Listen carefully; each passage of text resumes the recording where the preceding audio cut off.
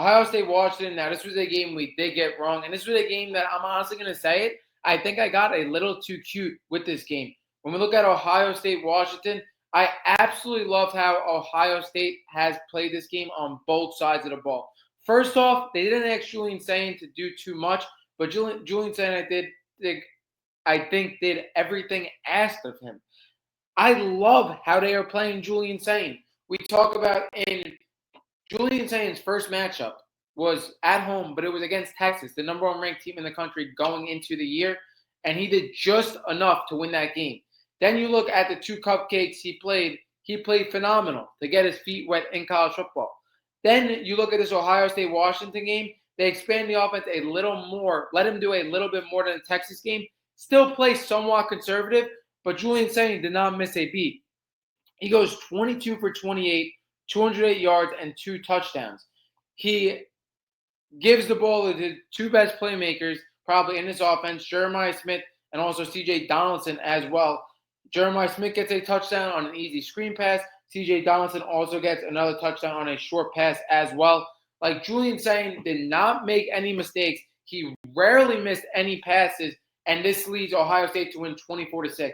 So now when you look at Julian Sayin, he beats, like I said, the number one ranked team in the country going into the year at home. Then he also plays in a very tough environment in Washington, in a team that we thought was pretty talented, a top 25 caliber team, his first road start, and he was absolutely flawless.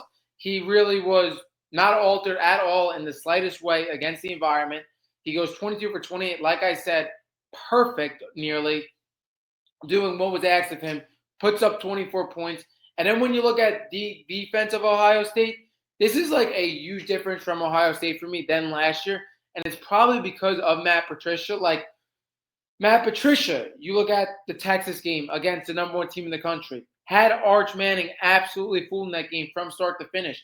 Then when you look at this Washington game, same type of deal. What have we said about this Washington team?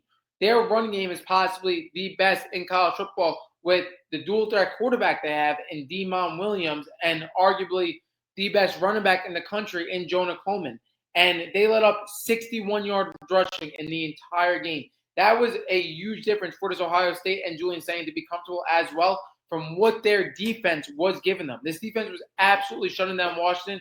When you have Demond Williams, like I said, one of the best dual threats in the country, rushing for negative 28 yards, Washington having the inability to run their offense how they like it, Matt Patricia absolutely shut down the noise, and me personally thinking this Washington team was going to have a chance in this game. When you have Demond Williams, Jonah Coleman, and also one of the best receivers in the country, Denzel Boston, having 3 receptions for 26 yards, 3 main playmakers, 3 top-tier playmakers getting shut down, you just have to applaud Matt Patricia. This Ohio State defense is not playing around. We saw last year from the national champion Ohio State Buckeyes, games that Ohio State let up 20-plus points. You look now in their 2 toughest matchups against Texas and against Washington, they let up 13 total points. Now, I get it. Everybody could say, you have Ohio State. That elevates you to a head coaching job. That elevates you to, an NFL job. If you're a coordinator in Ohio State, it's basically automatic. No. Matt Patricia is doing even more than expected from Ohio State. 13 points against Texas and against Washington combined is absolutely ridiculous. And again, like I said, playing top-tier quarterbacks in the country, again, I can't say enough about Matt Patricia and this defense. He is absolutely phenomenal. And for Ohio State and Julian Sayin, I absolutely love how they're developing Julian Sayin. In these close contests, not putting too much on Julian Sayin's plate, him coming out with the wins against the cupcake matchups, him absolutely dominating. I think Julian Sayin is on the right path of progression for throughout the season. And I think when Ohio State gets in the playoffs and they play top teams, it's going to look a lot different. A lot more is going to be on Julian Sayin, but it is because of how they are developing Julian Sayin. Like, right now, to start his college football career, they aren't putting too much on his plate. He's going to develop throughout the season, and he's going to be even better come playoff time, take even more of a hold of this offense.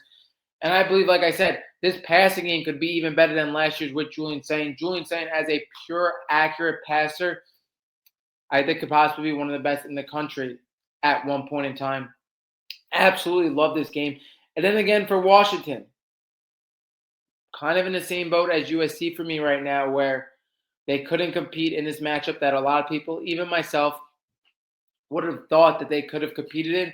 And they might just be like a top 25 team that in the season ceiling, and that's it. Even though they are exciting, like I said, they have three of the best players in the country: Demon Williams, Jonah Coleman, Denzel Boston, but they all got completely shut down. Ohio State's coaching staff on the defense side of the ball, absolutely phenomenal. And then how they're using Julian Sayin, like I just have to applaud Ohio State. Like I have to applaud